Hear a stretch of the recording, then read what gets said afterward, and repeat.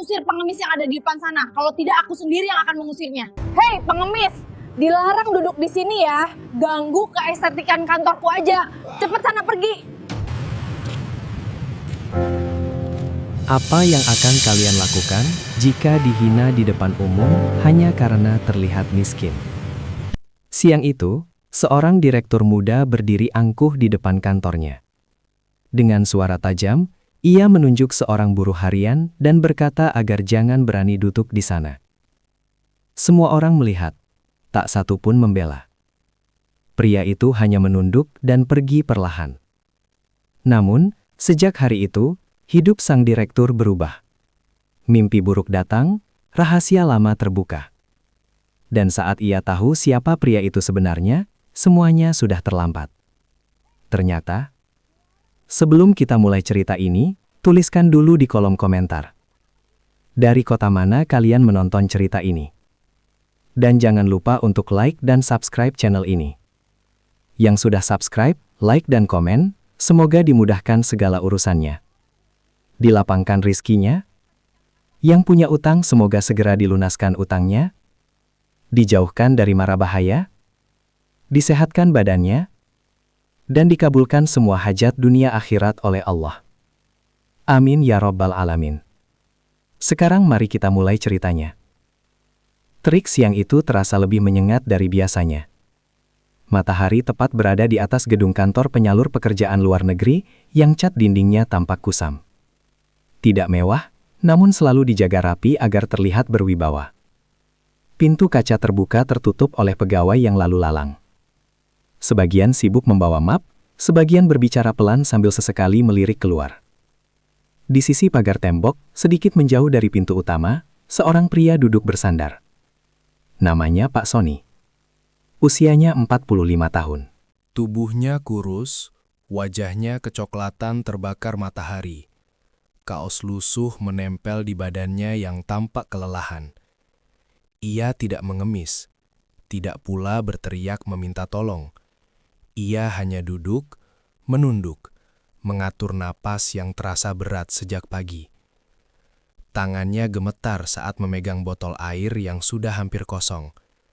Pandangannya sesekali terangkat ke papan nama kantor di depannya, lalu turun lagi ke lantai. Seolah ada keberanian yang terus ia kumpulkan, namun selalu runtuh sebelum sempat berdiri. Saat itulah Ratna keluar dari pintu kantor. Langkahnya cepat, sepatu haknya berbunyi tegas di lantai. Setelan kerjanya rapi, rambutnya disanggul sempurna, wajahnya dingin tanpa senyum. Beberapa pegawai mengikuti di belakang, menjaga jarak, seperti bayangan yang tahu diri. Ratna berhenti mendadak ketika matanya menangkap sosok Pak Sony yang duduk di depan pagar. Alisnya langsung mengerut.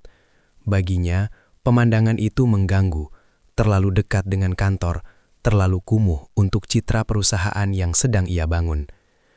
Tanpa berpikir panjang, Ratna melangkah mendekat. Tubuhnya condong ke depan, jarinya terangkat, menunjuk lurus ke arah wajah Pak Sony. Suara Ratna tajam dan keras, memecah suasana siang yang semula hanya dipenuhi dengung kendaraan dan desis angin panas. Kata-katanya meluncur cepat, tanpa jeda, tanpa bertanya alasan, tanpa peduli siapa yang ia hadapi. Pak Sony tersentak, kepalanya terangkat, matanya membesar. Ia tak langsung mengerti mengapa amarah itu ditujukan padanya. Mulutnya sedikit terbuka, ingin menjelaskan, namun kata-kata seolah tertahan di tenggorokan. Ia hanya mampu menatap Ratna dengan wajah bingung dan takut. Beberapa pegawai berhenti melangkah. Ada yang menunduk pura-pura sibuk. Ada yang melirik dengan wajah tidak enak, tapi tak satu pun berani menyelah. Di hadapan mereka berdiri direktur utama, perempuan muda yang dikenal tegas, keras, dan tidak suka dibantah. Ratna terus bicara, tangannya tetap menunjuk, nadanya meninggi. Setiap kalimatnya terasa seperti dorongan yang memaksa Pak Sony untuk pergi sejauh mungkin dari tempat itu. Pak Sony menunduk lagi, bahunya turun, napasnya semakin pendek. Ia merasa dadanya sesak, bukan hanya karena panas, tetapi karena rasa malu yang tiba-tiba menghantam. Ia berdiri perlahan, dengan gerakan kaku, seolah tubuhnya lebih berat dari biasanya. Tanpa sepatah kata pun, Pak Sony melangkah pergi. Langkahnya tertatih, kepalanya tetap menunduk, punggungnya sedikit membungkuk. Tidak ada pembelaan, tidak ada perlawanan, hanya diam yang panjang dan menyakitkan. Ratna memalingkan wajah. Baginya urusan itu selesai. Ia berbalik masuk ke kantor, meninggalkan Pak Sony yang menjauh di bawah terik matahari, membawa luka yang belum sempat ia ceritakan kepada siapapun. Siang itu kembali terasa sunyi. Namun tanpa disadari siapapun, satu peristiwa kecil telah menanamkan sesuatu yang kelak tidak bisa dihindari oleh siapapun yang terlibat di dalamnya. Langkah Pak Sony semakin menjauh dari gedung kantor itu. Suara sepatu orang-orang yang lalu lalang perlahan tenggelam oleh deru kendaraan di jalan raya. Panas aspal menembus telapak sandalnya yang sudah menipis. Namun rasa perih itu kalah oleh sesuatu yang lebih menusuk di dalam dadanya. Ia berhenti di bawah pohon kecil di pinggir jalan. Nafasnya terengah, seolah paru-parunya menolak bekerja sama. Pak Sony menempelkan punggungnya ke batang pohon, memejamkan mata sejenak. Bukan untuk menangis, tapi untuk menenangkan dirinya agar tidak roboh di tempat. Di kepalanya berputar satu pertanyaan sederhana yang tak kunjung menemukan jawaban. Mengapa semua terasa selalu salah sejak ia kembali ke negeri ini? Pak Sony mengingat hari ketika pertama kali ia menginjakkan kaki di luar negeri bertahun-tahun lalu. Ia berangkat dengan mimpi sederhana. Ingin bekerja jujur, mengumpulkan uang, lalu pulang dengan kepala tegak. Saat itu ia percaya penuh pada jalur yang ia tempuh. Semua dokumen resmi, semua janji terdengar meyakinkan. Namun hidup tidak berjalan seperti yang ia bayangkan. Kecelakaan di tempat kerja merenggut kekuatan tubuhnya. Tidak ada perawatan layak, tidak ada pendampingan. Namanya perlahan menghilang dari daftar. Ia dipulangkan tanpa kejelasan, tanpa penjelasan, hanya membawa tubuh yang tak lagi sekuat dulu dan segenggam berkas yang tak pernah benar-benar dibaca siapapun. Itulah alasan ia datang ke kantor itu hari ini. Bukan untuk meminta uang, bukan untuk mencari belas kasihan. Ia hanya ingin bertanya. Ia ingin tahu mengapa namanya dihapus. Mengapa semua seolah tidak pernah terjadi. Ia ingin menemukan seseorang yang mau mendengar. Namun sebelum sempat membuka mulut, ia sudah diusir oleh kata-kata yang dingin dan menusuk. Pak Sony membuka mata. Pandangannya jatuh pada tangannya sendiri, yang kasar dan penuh bekas luka. Tangannya pernah bekerja keras, pernah menopang beban berat, pernah mengirim nafkah ke rumah. Kini tangan itu hanya gemetar ketika mengingat suara perempuan tadi. Ia tidak marah. Entah mengapa, amarah tidak muncul. Yang ada justru rasa lelah yang menumpuk, seperti beban yang terlalu lama dipikul sendirian. Ia merasa kecil, bukan karena hinaan itu, tetapi karena ia sadar betapa mudahnya seseorang menghapus keberadaan orang lain. Di kejauhan, gedung kantor itu masih terlihat, tegak, rapi, dan tenang. Seolah tidak pernah terjadi apa-apa di depannya beberapa menit lalu. Pak Sony menarik napas dalam-dalam, lalu menghembuskannya perlahan. Ia tahu, jika ia kembali sekarang, hasilnya akan sama. Ia juga tahu, jika ia pulang tanpa jawaban, luka ini tidak akan benar-benar sembuh. Dengan langkah pelan, Pak Sony kembali berjalan. Kali ini bukan menjauh tanpa arah, melainkan menyusuri jalan yang sudah lama ia hindari. Ada seseorang yang mungkin masih menyimpan ingatan. Ada tempat lain yang mungkin belum menutup pintu sepenuhnya. Di sisi lain kota, tanpa ia sadari, kejadian siang itu tidak berhenti di trotoar tempat ia berdiri tadi. Kata-kata yang terucap dengan mudah telah memantul, mencari jalan pulangnya sendiri, menuju orang yang mengucapkannya. Dan perjalanan Pak Sony baru saja dimulai. Ratna melangkah masuk ke ruang kerjanya tanpa menoleh ke belakang. Pintu kaca tertutup rapat, meredam suara luar yang sejak tadi terasa mengganggu. Ruangan itu luas, tertata rapi, dipenuhi aroma pendingin udara dan furnitur modern berwarna gelap. Di dinding tergantung foto-foto pencapaian perusahaan, grafik pertumbuhan, dan satu bingkai besar berisi potret pendiri perusahaan yang kini telah tiada. Ratna duduk di kursinya, menarik nafas panjang, lalu membuka map laporan yang sudah menunggunya. Jemarinya bergerak cepat membalik halaman, matanya menyapu angka-angka dengan tajam. Bagi Ratna, dunia adalah deretan target, tenggat waktu, dan hasil yang harus dicapai. Tidak ada ruang untuk gangguan, apalagi pemandangan yang menurutnya bisa merusak wibawa perusahaan. Di luar ruangan, beberapa pegawai masih saling bertukar pandang. Tidak ada yang berani membicarakan kejadian tadi dengan suara keras. Namun kegelisahan itu terasa. Cara Ratna menunjuk pria itu, nada suaranya, tatapan matanya, semuanya terpatri jelas di ingatan mereka.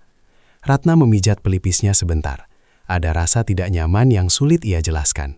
Bukan penyesalan, melainkan seperti iritasi kecil yang mengganggu konsentrasi.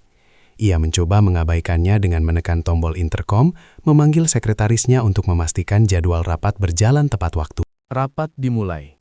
Para manajer mempresentasikan rencana ekspansi, laporan perekrutan, dan evaluasi kinerja.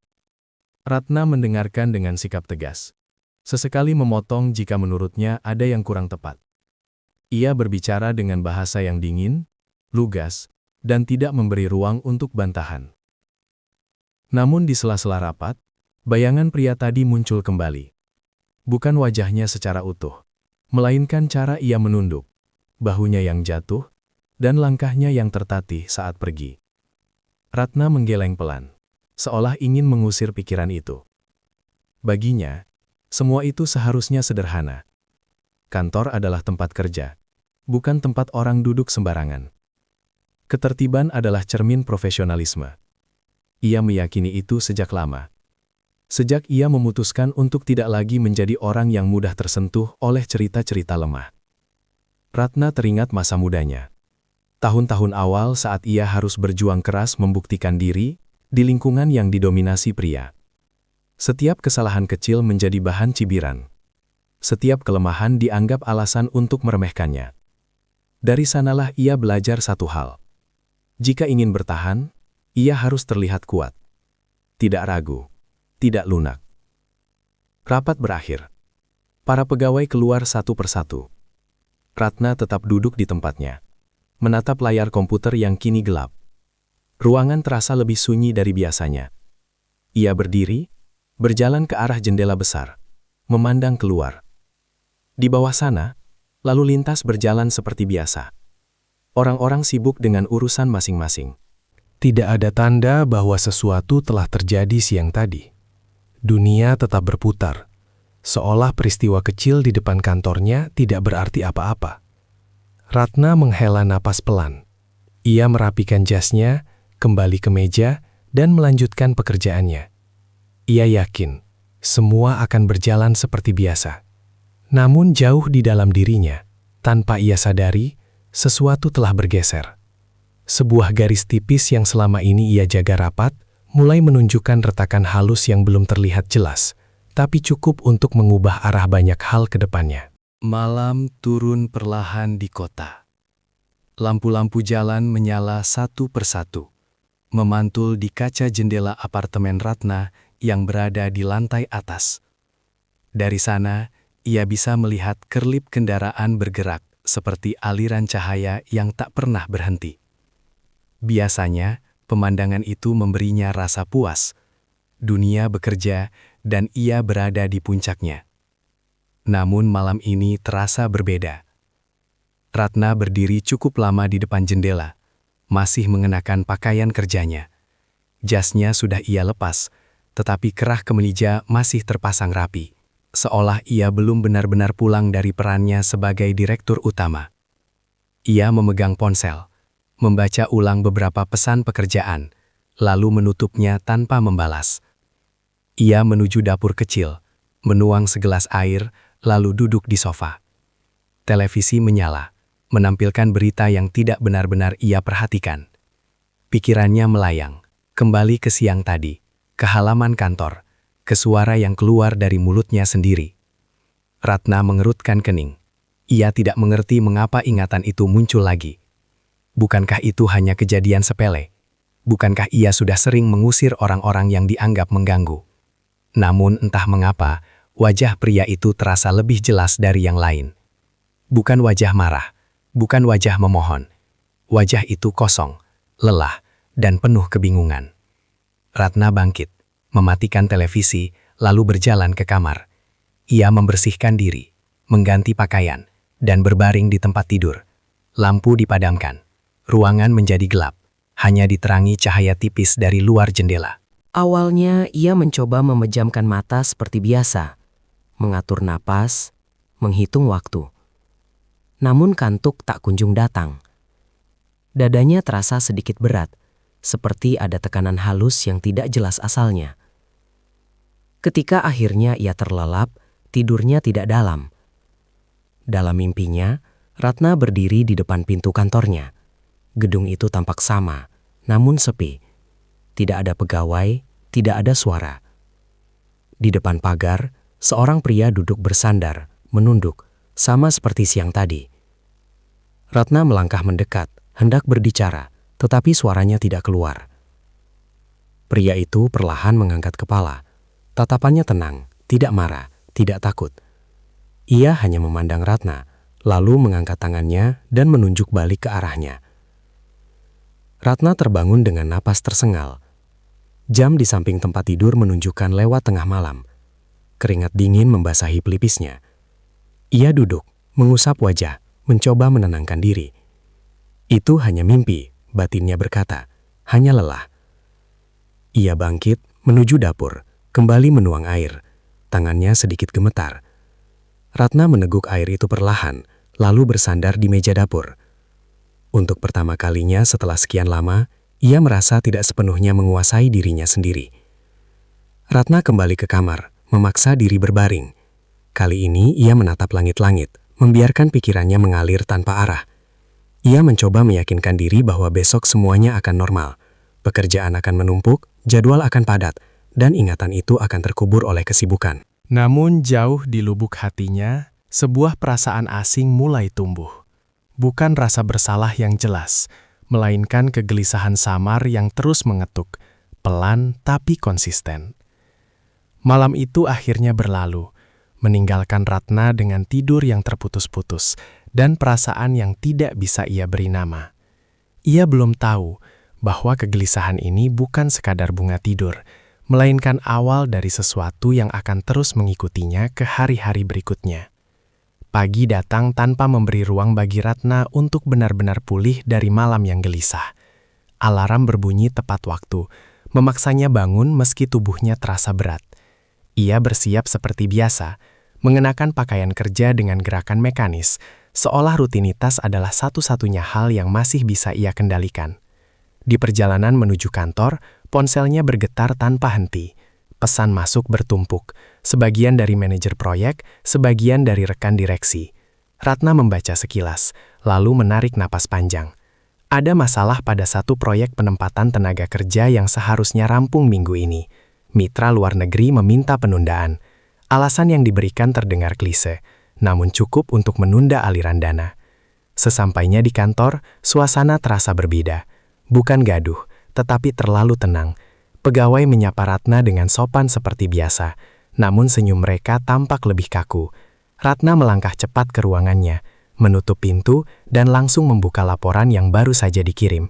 Angka-angka di layar tidak seindah biasanya. Beberapa klien besar meminta klarifikasi soal data lama. Ada arsip yang dianggap tidak lengkap. Ada berkas yang tiba-tiba dipertanyakan. Ratna mengernyit. Ia tidak ingat pernah ada masalah serius di bagian itu. Setidaknya tidak sejak ia memegang kendali penuh perusahaan. Rapat darurat digelar siang itu. Para manajer duduk dengan wajah tegang. Satu persatu menyampaikan laporan, mencoba menjelaskan celah-celah kecil yang kini terasa membesar. Ratna mendengarkan dengan ekspresi datar, namun pikirannya bekerja keras menyusun langkah. Ia memberi instruksi singkat, tegas, meminta semua diselesaikan secepat mungkin. Namun tekanan tidak berhenti di sana. Sore hari seorang staf lama mendatanginya dengan raut wajah ragu. Ia menyerahkan beberapa dokumen yang baru ditemukan di arsip lama. Berkas-berkas itu tidak rusak, hanya terlihat usang dan jarang disentuh. Ratna menerima tanpa banyak bertanya, lalu menyimpannya di laci meja. Saat staf itu pergi, Ratna duduk diam cukup lama. Ia menatap laci yang tertutup rapat, seolah di dalamnya tersimpan sesuatu yang belum siap ia hadapi. Ia memilih menunda, meyakinkan diri bahwa masih banyak hal lain yang lebih mendesak. Di luar ruangannya, bisik-bisik mulai terdengar. Bukan gosip terbuka, melainkan percakapan singkat yang terhenti saat Ratna lewat. Ia menangkap sekilas kegelisahan itu, namun memilih mengabaikan. Baginya, kepemimpinan berarti tidak menunjukkan jelah. Menjelang malam, Ratna akhirnya meninggalkan kantor. Langit sudah gelap, dan lampu-lampu gedung menyala pucat. Ia berdiri sejenak di depan pintu, memandang ke arah pagar tempat seorang pria pernah duduk kemarin. Tempat itu kini kosong. Entah mengapa, kekosongan itu justru membuat dadanya terasa lebih sempit. Ratna menggeleng pelan, lalu melangkah pergi. Di benaknya, ia menyusun rencana untuk hari esok, mencoba menutup semua celah yang muncul. Ia belum menyadari bahwa tekanan yang ia rasakan bukan sekedar masalah pekerjaan, melainkan rangkaian awal dari sesuatu yang lebih dalam dan lebih lama tertimbun. Hari itu berakhir dengan banyak pertanyaan yang belum terucap. Dan tanpa ia sadari, setiap tekanan kecil yang datang perlahan menariknya mendekati masa lalu yang selama ini ia kira sudah selesai. Pak Sony tiba di rumah kontrakannya menjelang sore. Bangunan itu kecil, berdinding semen kasar yang mulai retak di beberapa bagian. Atap sengnya sudah lama kehilangan warna, memantulkan panas di siang hari dan dingin di malam hari. Ia membuka pintu perlahan, seolah takut mengganggu kesunyian yang sudah menunggunya sejak pagi. Di dalam, ruangan hanya berisi beberapa perabot sederhana, sebuah meja kayu tua, kursi plastik yang kakinya sudah tidak seimbang, dan kasur tipis yang diletakkan langsung di lantai. Pak Sony duduk di tepi kasur, melepas sandalnya, lalu menunduk lama. Napasnya masih belum sepenuhnya teratur. Ia merogoh tas kain yang ia bawa sejak pagi. Dari dalamnya, ia mengeluarkan map coklat yang sudut-sudutnya sudah lusuh. Map itu selalu ia bawa kemanapun pergi, seperti pengingat sekaligus beban. Perlahan, ia membuka isinya. Berkas-berkas itu berisi salinan kontrak kerja, fotokopi identitas, dan beberapa surat yang ditandatangani bertahun-tahun lalu. Tulisan-tulisannya mulai memudar, namun nama yang tercantum di sana masih jelas. Nama dirinya sendiri, nama perusahaan, dan tanggal-tanggal yang menandai awal perubahan hidupnya. Pak Sony teringat hari keberangkatannya ke luar negeri. Waktu itu ia berdiri di bandara dengan perasaan campur aduk, takut tapi juga penuh harap. Ia berpamitan pada keluarganya dengan janji akan pulang membawa kehidupan yang lebih baik. Ia percaya pada jalur resmi yang ia tempuh, percaya pada tanda tangan dan stempel yang meyakinkannya. Tahun pertama berjalan berat, tapi masih bisa ia lalui. Ia bekerja keras, sering lembur, jarang mengeluh. Sampai suatu hari, kecelakaan itu terjadi. Sebuah insiden di tempat kerja yang mengubah segalanya. Tubuhnya terluka cukup parah, membuatnya tidak bisa bekerja seperti sebelumnya. Sejak saat itu, sikap orang-orang di sekitarnya berubah. Ia tidak lagi dianggap aset, melainkan beban. Proses pengobatan berjalan setengah hati. Laporan-laporan dibuat sekadarnya. Hingga akhirnya, ia dipulangkan tanpa penjelasan yang utuh. Pak Sony menutup map itu perlahan. Dadanya terasa sesak. Bukan karena ingatan itu menyakitkan, tetapi karena semua terasa seperti dihapus begitu saja. Tahun-tahun kerja kerasnya seolah tidak pernah tercatat. Ia berdiri, berjalan ke jendela kecil, dan memandang keluar. Anak-anak bermain di gang sempit, tertawa tanpa tahu apa-apa. Pak Sony tersenyum tipis, lalu kembali duduk. Siang tadi, saat ia duduk di depan kantor itu, ia sebenarnya sudah menyiapkan kalimat. Ia ingin menjelaskan. Ia ingin bertanya. Namun suara itu tidak pernah sempat keluar. Digantikan oleh bentakan yang membuatnya kembali menjadi seseorang yang tidak terlihat. Pak Sony menarik napas dalam-dalam. Ia tahu, jika ia terus diam, semua akan tetap seperti ini. Luka ini akan terus terbuka, meski tidak terlihat. Ia tidak ingin balas dendam. Ia hanya ingin kejelasan. Ia ingin haknya diakui, sekecil apapun itu. Malam mulai turun. Lampu-lampu rumah tetangga menyala satu persatu. Pak Sony merapikan kembali berkas-berkasnya, memasukkannya ke dalam map, lalu menyimpannya dengan hati-hati. Ia belum tahu langkah apa yang akan ia ambil selanjutnya. Namun satu hal mulai jelas baginya. Ia tidak akan berhenti hanya karena satu hinaan. Dan di tempat lain, tanpa Pak Sony ketahui, masa lalu yang sama perlahan mulai mendekati seseorang yang selama ini merasa aman dari segala konsekuensinya.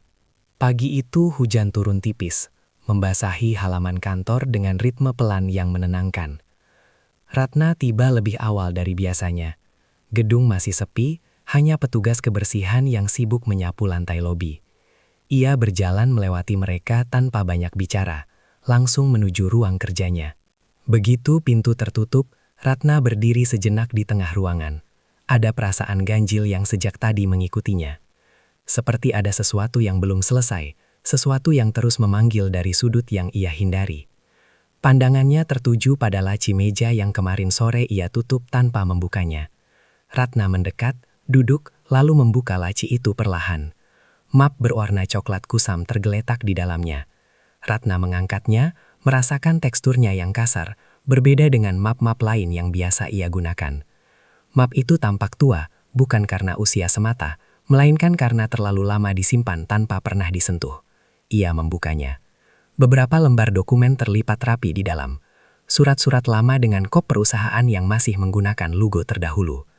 Ratna mengernyit saat membaca tanggal yang tercantum. Tahun-tahun awal sebelum ia resmi menjabat sebagai direktur utama. Bahkan sebelum ia benar-benar terlibat penuh dalam operasional. Matanya bergerak cepat menyusuri baris demi baris tulisan. Nama-nama tercantum di sana, sebagian terasa asing, sebagian lagi samar-samar pernah ia dengar. Hingga pandangannya berhenti pada satu nama yang membuat napasnya tertahan sejenak. Pak Sony. Ratna mengulanginya dalam hati, memastikan dirinya tidak salah baca. Nama itu tercantum jelas, lengkap dengan nomor identitas dan catatan singkat tentang penempatan kerja di luar negeri. Di bagian bawah dokumen, ada tanda tangan yang sangat ia kenal. Tanda tangan ayahnya. Ratna menutup map itu sebentar, menekan pelipisnya. Ia tidak langsung mengerti apa arti semua ini. Ayahnya telah lama meninggal. Sosok yang selalu ia ingat sebagai pria tegas, penuh prinsip dan sangat menjaga nama baik perusahaan. Mengapa nama Pak Sony ada di sini? Dan mengapa berkas ini tidak pernah muncul di laporan manapun selama ini? Ia membuka kembali map itu dengan lebih hati-hati. Beberapa halaman lain berisi catatan tambahan. Ada rekomendasi pribadi, ada keterangan yang ditulis tangan. Tidak panjang, tapi cukup untuk menunjukkan keterlibatan yang lebih dari sekadar formalitas. Ratna menarik napas panjang. Ia tidak merasa marah. Yang muncul justru rasa bingung yang perlahan berubah menjadi ketidaknyamanan. Selama ini ia percaya bahwa semua sistem berjalan rapi, bahwa setiap data yang ia pegang adalah kebenaran utuh. Kini, keyakinan itu mulai goyah. Suara langkah kaki di luar membuat Ratna menutup map dengan cepat. Ia menyimpannya kembali ke laci, lalu berdiri. Sekretarisnya masuk, menyampaikan jadwal rapat dan kunjungan Dewan Pengawas.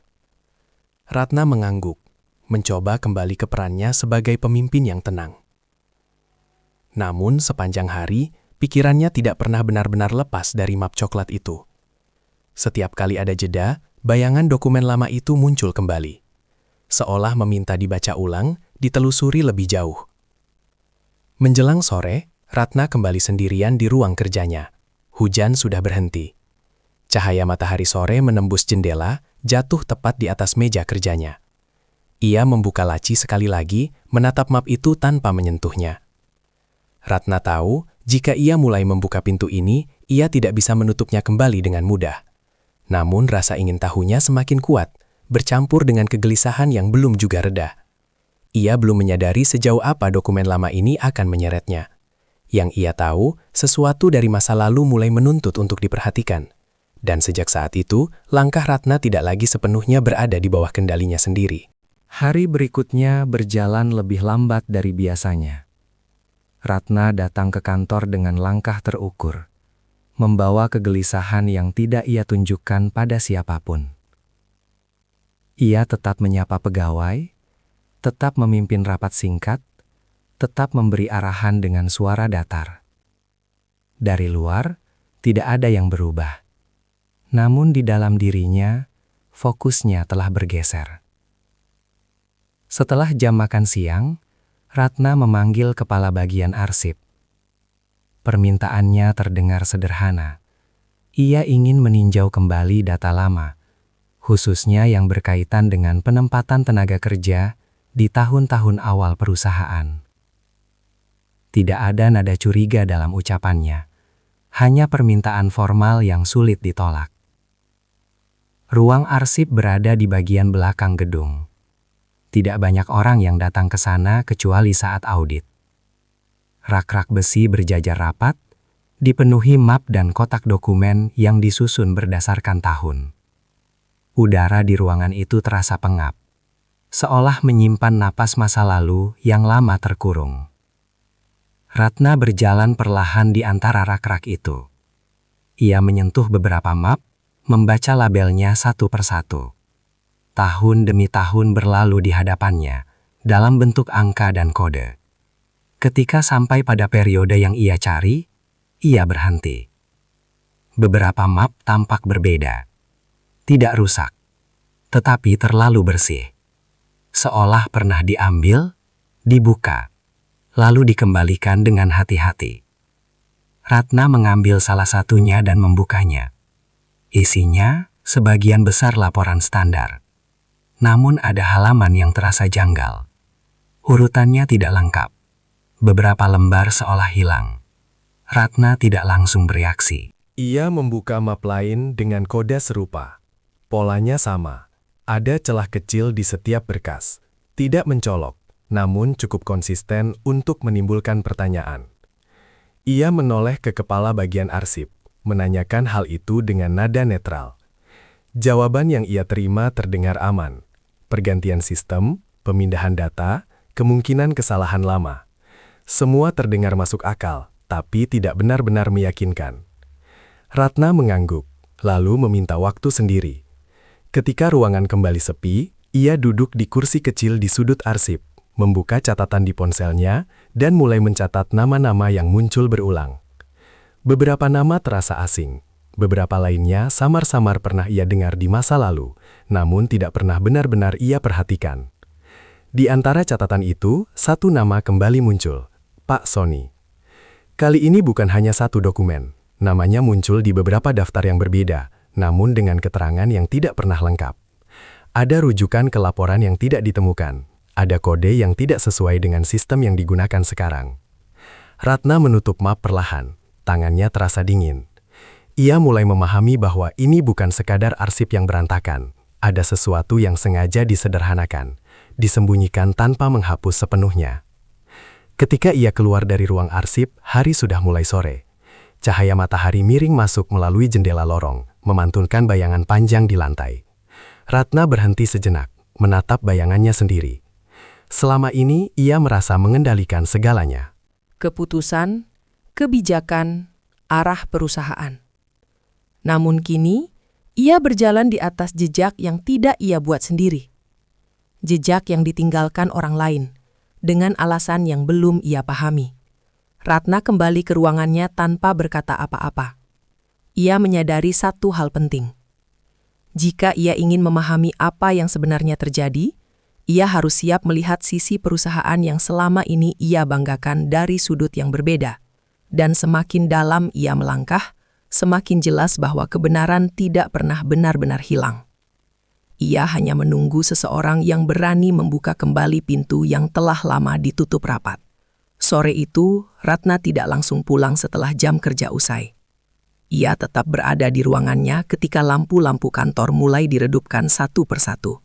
Dari balik kaca jendela, kota tampak bergerak perlahan menuju malam. Biasanya, momen seperti ini ia gunakan untuk menyelesaikan pekerjaan yang tertunda.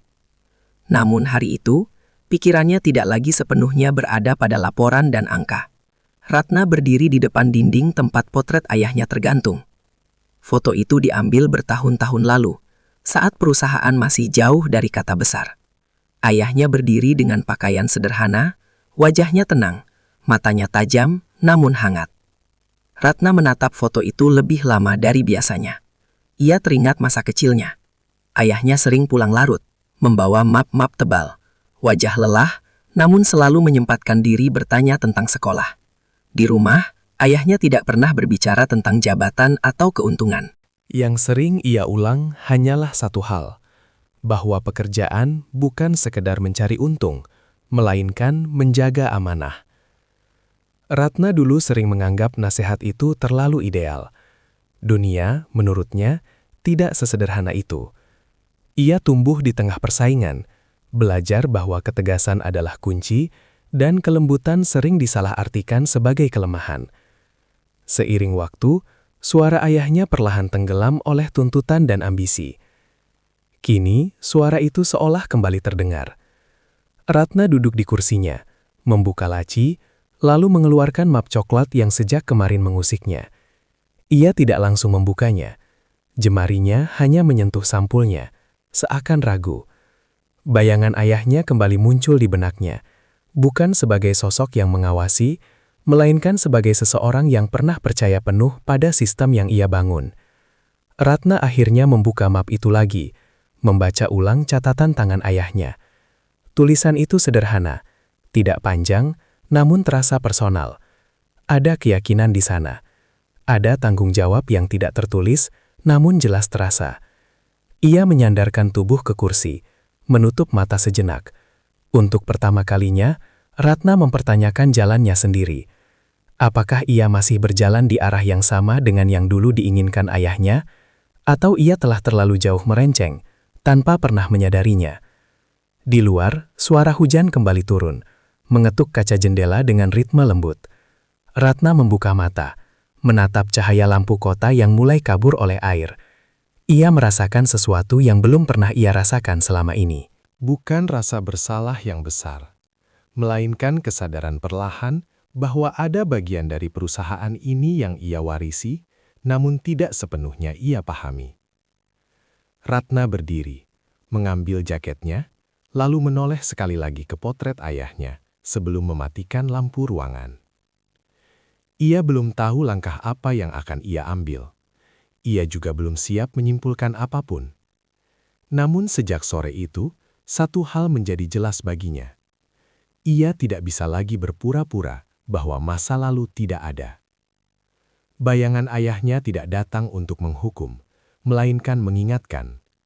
Dan Ratna tahu, selama ia belum berani menghadapi kebenaran sepenuhnya, bayangan itu akan terus mengikutinya, kemanapun ia melangkah.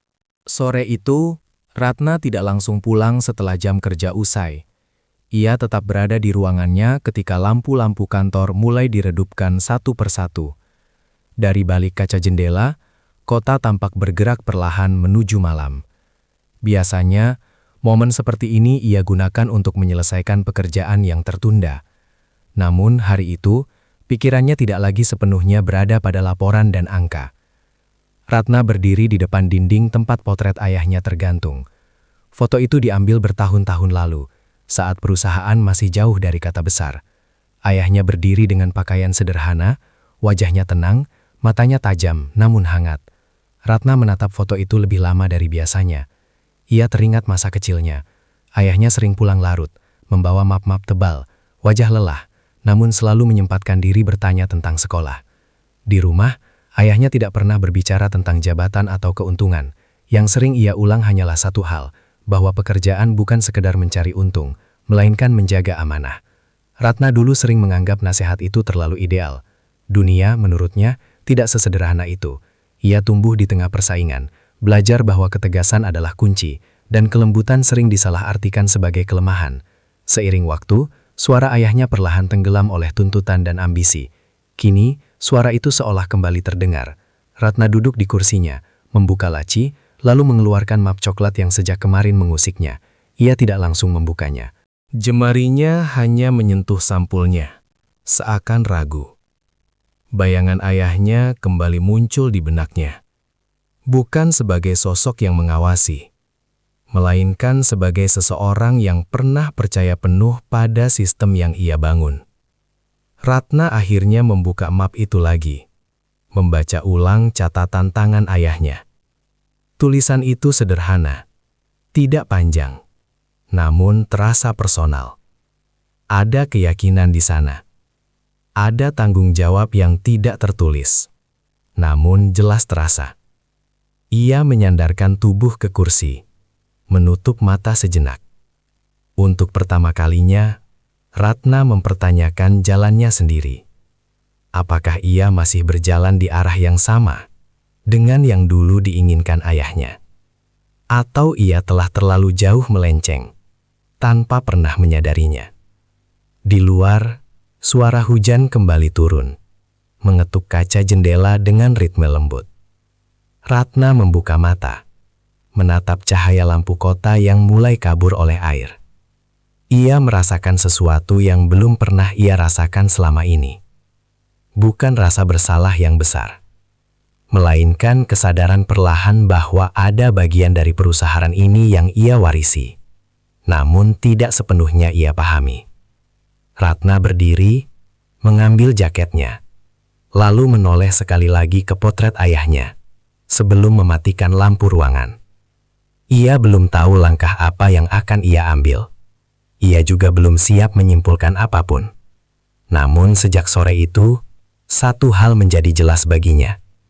Ia tidak bisa lagi berpura-pura bahwa masa lalu tidak ada. Bayangan ayahnya tidak datang untuk menghukum, melainkan mengingatkan.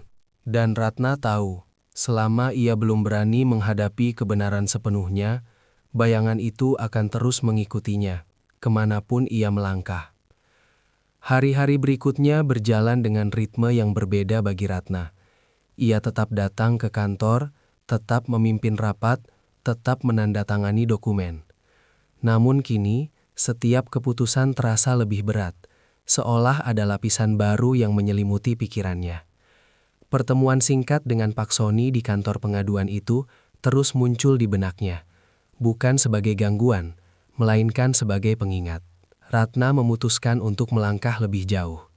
Ia meminta laporan rinci dari tim hukum internal, dengan alasan audit menyeluruh terhadap kasus lama. Permintaannya tidak menimbulkan kecurigaan. Audit adalah hal biasa di perusahaan besar. Namun kali ini, Ratna membaca setiap halaman dengan perhatian penuh, tidak lagi sekadar melihat ringkasan. Sedikit demi sedikit, potongan cerita mulai tersusun. Ada laporan kecelakaan kerja yang ditutup dengan cepat. Ada catatan pemulangan tenaga kerja yang tidak disertai pendampingan memadai. Ada rekomendasi pribadi yang seharusnya ditindaklanjuti, namun berhenti di tengah jalan. Nama Pak Sony muncul sebagai salah satu dari sedikit kasus yang tidak pernah benar-benar diselesaikan. Ratna merasakan dadanya mengencang. Ia tidak menemukan satu kesalahan besar yang mencolok. Yang ada justru rangkaian keputusan kecil, penundaan dan pembiaran yang dilakukan bertahun-tahun lalu. Kesalahan yang tidak terlihat, namun dampaknya panjang. Ia memanggil salah satu staf senior yang telah bekerja sejak masa ayahnya masih aktif. Percakapan mereka berlangsung singkat dan hati-hati. Tidak ada tuduhan, hanya pertanyaan yang diajukan dengan nada datar.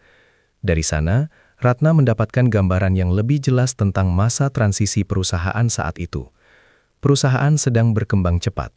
Sistem belum sempurna, banyak hal ditangani secara manual. Dalam kekacauan itu, beberapa kasus dianggap terlalu rumit untuk diurus tuntas, bukan karena niat jahat, melainkan karena prioritas yang salah. Penjelasan itu tidak membuat Ratna lega. Ia kembali ke ruangannya, duduk lama tanpa membuka laptop. Untuk pertama kalinya, ia benar-benar merasakan dampak dari keputusan yang dibuat tanpa melihat manusia di balik angka. Ia membayangkan Pak Sony, duduk sendirian di rumah kontrakannya, membawa berkas yang seharusnya sudah lama ditutup dengan keadilan. Ratna teringat wajah Pak Sony di kantor pengaduan. Tidak ada kemarahan, tidak ada tuntutan berlebihan, hanya kelelahan yang tertata rapi di balik sikap sopan. Kesadaran itu menampar Ratna dengan cara yang sunyi namun kuat. Ia mulai memahami bahwa masalah ini bukan sekedar soal satu orang. Ini tentang sistem yang ia pimpin, tentang warisan yang ia jaga tanpa pernah benar-benar menengok ke bawah. Sore itu, Ratna menuliskan catatan kecil di buku pribadinya, bukan rencana bisnis, bukan target, melainkan pertanyaan yang selama ini tidak pernah ia ajukan pada dirinya sendiri. Apa arti keberhasilan jika ada yang tertinggal tanpa suara? Ia menutup buku itu, menyimpannya di laci, lalu berdiri. Dari jendela, ia memandang kota yang mulai diterangi lampu malam. Dunia tampak sama seperti kemarin, namun pandangannya telah berubah. Ratna tahu, fakta-fakta ini tidak bisa dibiarkan berhenti sebagai pengetahuan pribadi. Cepat atau lambat, ia harus mengambil sikap. Bukan sebagai direktur utama semata, melainkan sebagai seseorang yang kini mengerti bahwa diam juga merupakan sebuah pilihan. Dan pilihan itu, apapun bentuknya nanti, akan membawa konsekuensi yang tidak ringan. Pagi itu, ruang rapat utama terasa lebih dingin dari biasanya. Ratna duduk di kursi ujung meja panjang, menatap layar yang masih gelap. Satu persatu anggota Dewan Direksi memasuki ruangan, membawa map tebal dan wajah yang sulit dibaca. Tidak ada sapaan hangat, hanya anggukan singkat yang syarat makna. Rapat dimulai dengan pembahasan umum, laporan keuangan, rencana ekspansi, dan evaluasi kinerja berjalan seperti biasa. Ratna menyimak dengan penuh perhatian, mencatat poin-poin penting, menanggapi seperlunya. Dari luar, semuanya tampak normal. Namun di balik sikap tenangnya, ia tahu topik yang sebenarnya belum disentuh. Akhirnya, salah satu anggota dewan membuka pembahasan audit internal. Nada suaranya datar, seolah ini hanya satu poin kecil di antara sekian banyak agenda. Ia menyebutkan perlunya kehati-hatian dalam membuka kembali kasus lama. Menurutnya, perusahaan sudah melangkah terlalu jauh untuk kembali menoleh ke belakang. Reputasi, kepercayaan mitra, dan stabilitas dianggap jauh lebih penting. Ratna mendengarkan tanpa memotong. Anggota dewan lain menambahkan bahwa beberapa temuan audit sebaiknya diselesaikan secara internal, tanpa menarik perhatian publik. Tidak ada yang menyebut nama, tidak ada yang merinci kasus. Namun, Ratna tahu persis apa yang mereka maksud. Ia merasakan tekanan itu perlahan menguat. Bukan ancaman langsung, melainkan pengingat halus tentang posisi yang ia duduki.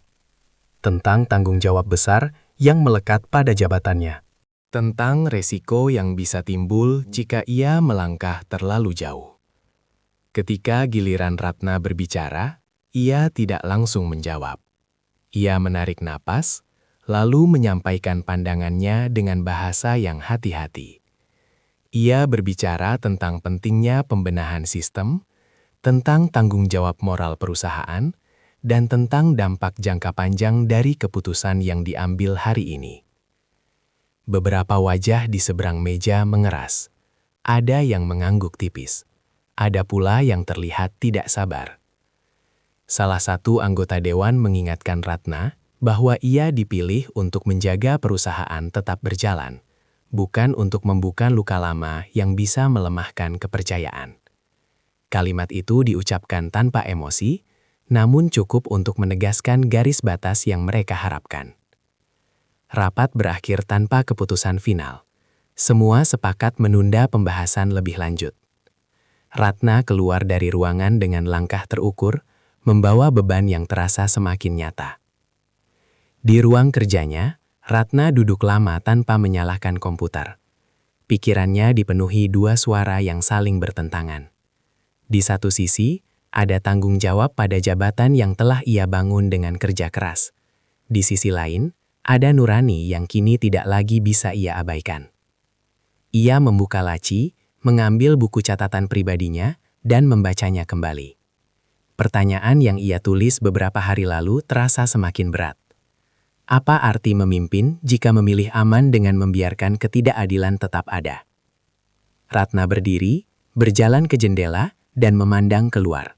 Ia teringat wajah Pak Sony, caranya berbicara pelan, dan map lusuh yang selalu ia bawa. Tidak ada tuntutan keras dari pria itu, tidak ada tekanan. Justru itulah yang membuat Ratna sulit berpaling. Sore itu, Ratna belum mengambil keputusan. Ia tahu, apapun pilihannya nanti, akan ada harga yang harus dibayar. Namun, sejak rapat pagi tadi, satu hal menjadi jelas. Ia tidak lagi berada di persimpangan antara benar dan salah yang samar. Ia berdiri tepat di tengah pilihan yang akan menentukan siapa dirinya, bukan hanya sebagai direktur utama, tetapi sebagai manusia yang harus hidup dengan keputusannya sendiri. Hari itu, Ratna datang ke kantor tanpa rasa tergesa. Langkahnya tenang, wajahnya tidak menunjukkan apapun selain profesionalitas yang selama ini dikenal banyak orang. Namun di dalam dirinya, ada keputusan yang telah ia timbang sepanjang malam, meski belum sepenuhnya ia ucapkan pada siapapun. Ia memulai hari dengan memanggil beberapa kepala divisi. Tidak semua, hanya mereka yang selama ini ia percaya memahami proses perusahaan dari dalam. Pertemuan berlangsung singkat, tertutup dan tanpa notulen resmi. Ratna berbicara perlahan, memilih kata-kata yang tidak menimbulkan kepanikan, namun cukup untuk membuka arah baru. Ia menyampaikan bahwa ada kasus lama yang perlu ditangani kembali, bukan sebagai ancaman, bukan sebagai tuduhan, melainkan sebagai bentuk tanggung jawab. Reaksi yang muncul beragam, ada yang terdiam, ada yang terlihat ragu. Ada pula yang mengangguk pelan, seolah telah lama menunggu momen ini. Ratna tidak memaksa. Ia hanya meminta satu hal, kejujuran dalam menyiapkan data dan keberanian untuk tidak lagi menyederhanakan masalah. Siang harinya, Ratna menghubungi kantor pengaduan tempat ia bertemu Pak Sony. Ia meminta jadwal pertemuan resmi, bukan sebagai direktur yang memberi instruksi, melainkan sebagai pihak yang ingin mendengar. Nada suaranya tetap formal, namun ada kesungguhan yang sulit disembunyikan. Sementara itu, Pak Sony menerima kabar itu dengan perasaan campur aduk. Ia duduk lama memandangi map coklatnya, sebelum akhirnya mengangguk pelan. Tidak ada rasa menang, tidak pula rasa puas, hanya kelelahan yang berharap akan ada kejelasan. Menjelang sore, Ratna berdiri di depan cermin di ruangannya. Ia merapikan kerah bajunya, menarik napas panjang, lalu menatap pantulan dirinya sendiri. Untuk pertama kalinya, ia tidak melihat sosok yang selalu yakin dengan setiap langkahnya. Yang ia lihat adalah seseorang yang sedang belajar menerima konsekuensi. Pertemuan internal lanjutan digelar tanpa sorotan media. Ratna menyampaikan pengakuan terbatas di hadapan tim inti. Ia tidak menggunakan bahasa besar. Ia tidak menyalahkan masa lalu secara berlebihan. Ia hanya menyebutkan bahwa ada kekurangan yang luput dari pengawasan dan ia bertanggung jawab untuk memperbaikinya. Ruangan itu sunyi. Tidak ada tepuk tangan. Tidak ada protes keras. Namun keheningan itu justru terasa berat. Beberapa orang menunduk. Beberapa lainnya menarik napas panjang, menyadari bahwa apa yang mereka dengar bukan sekadar prosedur, melainkan perubahan arah. Ratna tahu, langkah ini belum menyelesaikan apapun. Ini baru awal. Namun mengucapkan pengakuan, sekecil apapun, terasa seperti membuka pintu yang selama ini terkunci rapat. Saat ia kembali ke ruangannya, senja mulai turun. Cahaya oranye masuk melalui jendela, menerpa meja kerjanya yang kini terasa berbeda. Ratna duduk, menutup mata sejenak, membiarkan lelah itu hadir tanpa ia lawan. Ia teringat ayahnya lagi, bukan sebagai bayangan yang mengawasi, melainkan sebagai sosok yang pernah berkata bahwa keberanian bukan soal melawan dunia, tetapi soal berani jujur pada diri sendiri. Malam itu, Ratna meninggalkan kantor lebih lambat dari biasanya. Di tangannya, tidak ada map penting, tidak ada laporan. Hanya satu keputusan yang kini mulai nyata, meski jalan di depannya masih panjang dan penuh resiko. Pengakuan telah diucapkan, dan sejak saat itu, tidak ada lagi jalan untuk kembali berpura-pura bahwa semuanya baik-baik saja. Hari itu Ratna datang ke kantor tanpa rasa tergesa. Langkahnya tenang, wajahnya tidak menunjukkan apapun selain profesionalitas yang selama ini dikenal banyak orang. Namun di dalam dirinya, ada keputusan yang telah ia timbang sepanjang malam, meski belum sepenuhnya ia ucapkan pada siapapun. Ia memulai hari dengan memanggil beberapa kepala divisi. Tidak semua, hanya mereka yang selama ini ia percaya memahami proses perusahaan dari dalam. Pertemuan berlangsung singkat, tertutup dan tanpa notulen resmi. Ratna berbicara perlahan, memilih kata-kata yang tidak menimbulkan kepanikan, namun cukup untuk membuka arah baru. Ia menyampaikan bahwa ada kasus lama yang perlu ditangani kembali, bukan sebagai ancaman, bukan sebagai tuduhan, melainkan sebagai bentuk tanggung jawab. Reaksi yang muncul beragam, ada yang terdiam, ada yang terlihat ragu, ada pula yang mengangguk pelan, seolah telah lama menunggu momen ini. Ratna tidak memaksa, ia hanya meminta satu hal, kejujuran dalam menyiapkan data, dan keberanian untuk tidak lagi menyederhanakan masalah. Siang harinya Ratna menghubungi kantor pengaduan tempat ia bertemu Pak Sony.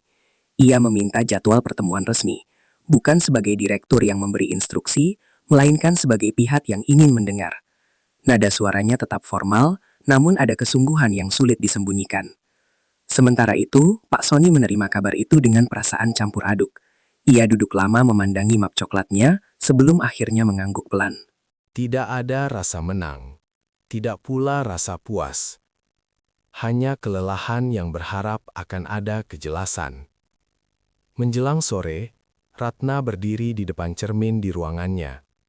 Ia merapihkan kerah bajunya, menarik nafas panjang, lalu menatap pantulan dirinya sendiri.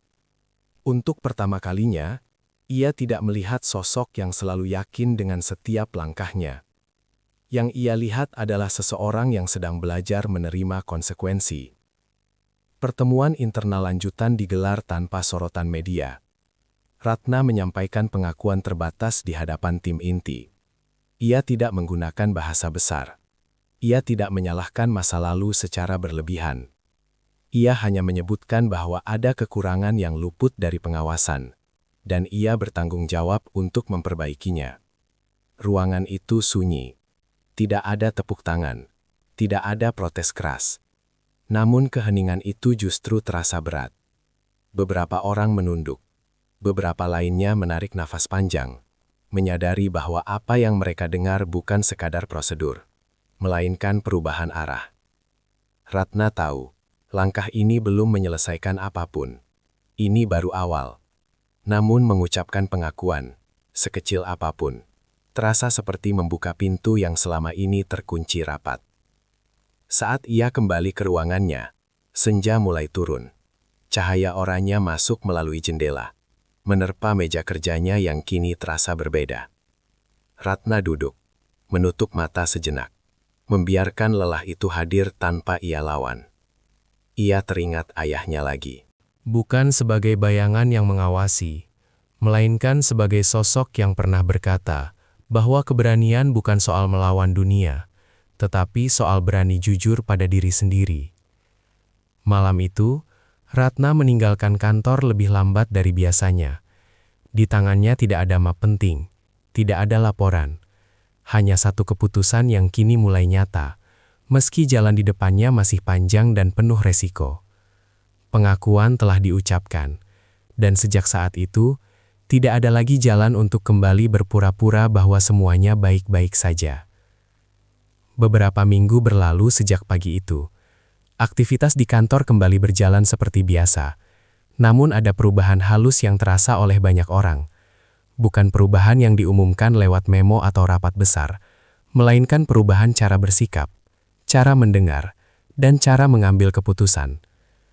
Ratna masih duduk di kursi yang sama, memimpin perusahaan dengan tanggung jawab yang tidak berkurang. Namun, caranya memandang pekerjaan kini berbeda. Setiap laporan yang masuk tidak lagi sekadar angka dan target, melainkan juga menyimpan wajah-wajah yang berada di baliknya. Ia mulai lebih sering bertanya, bukan untuk menguji, tetapi untuk memahami. Proses penyelesaian kasus Pak Sony berjalan sesuai jalur resmi. Tidak cepat, tidak pula instan. Ada berkas yang harus diverifikasi ulang, ada hak yang dihitung kembali, dan ada prosedur yang harus dipenuhi. Ratna tidak mempercepat dengan kekuasaan. Ia memilih memastikan semuanya dilakukan dengan benar. Pak Sony menjalani hari-harinya dengan lebih tenang. Ia tidak lagi membawa map coklat itu kemana-mana, melainkan menyimpannya rapi di rumah kontrakannya. Bukan karena masalahnya telah sepenuhnya selesai, tetapi karena ia tahu kini ada proses yang berjalan. Ia kembali bekerja serabutan, namun langkahnya lebih ringan. Suatu sore, Ratna berdiri di depan papan pengumuman internal perusahaan. Di sana tertera kebijakan baru tentang pendampingan tenaga kerja dan penanganan kasus lama. Tidak ada namanya tercantum sebagai pencetus, tidak ada sorotan khusus. Namun ia tahu, kebijakan itu lahir dari perjalanan yang tidak mudah. Ratna pulang lebih awal hari itu. Ia melewati halaman kantor, menoleh sekilas ke trotoar di depan pagar. Tempat itu kini kosong, sama seperti hari-hari lain. Namun baginya, tempat itu tidak lagi sekedar ruang kosong. Di sanalah ia pertama kali dihadapkan pada sisi dirinya yang selama ini ia abaikan. Di rumah, Ratna membuka laci lama dan mengeluarkan satu benda kecil peninggalan ayahnya. Ia menggenggamnya sebentar, lalu tersenyum tipis. Ia tidak merasa telah menebus semuanya. Ia hanya merasa telah melangkah ke arah yang lebih jujur. Di tempat lain, Pak Sony duduk di depan rumah kontrakannya, memandang langit sore yang perlahan berubah warna. Ia tidak merasa hidupnya tiba-tiba menjadi mudah, namun ia tahu ia tidak lagi sendirian menghadapi masa lalu. Pengakuan itu, sekecil apapun, telah memberinya kembali rasa dihargai. Dua kehidupan yang sempat bersinggungan, kini berjalan di jalurnya masing-masing. Tidak ada ikatan khusus, tidak ada janji berlebihan. Hanya kesadaran bahwa satu tindakan kecil bisa membawa dampak panjang, baik luka maupun penyembuhan. Ratna melanjutkan perannya sebagai pemimpin. Pak Sony melanjutkan hidupnya sebagai pekerja. Keduanya berubah, bukan karena keajaiban, melainkan karena keberanian untuk tidak lagi berpaling. Dan di antara hiruk-pikuk kota yang terus bergerak, kisah ini berakhir tanpa sorotan. Namun, jejaknya tetap ada, tertanam dalam keputusan-keputusan kecil yang diambil dengan lebih hati-hati, dan dalam langkah-langkah sederhana yang kini dijalani dengan kepala lebih tegak.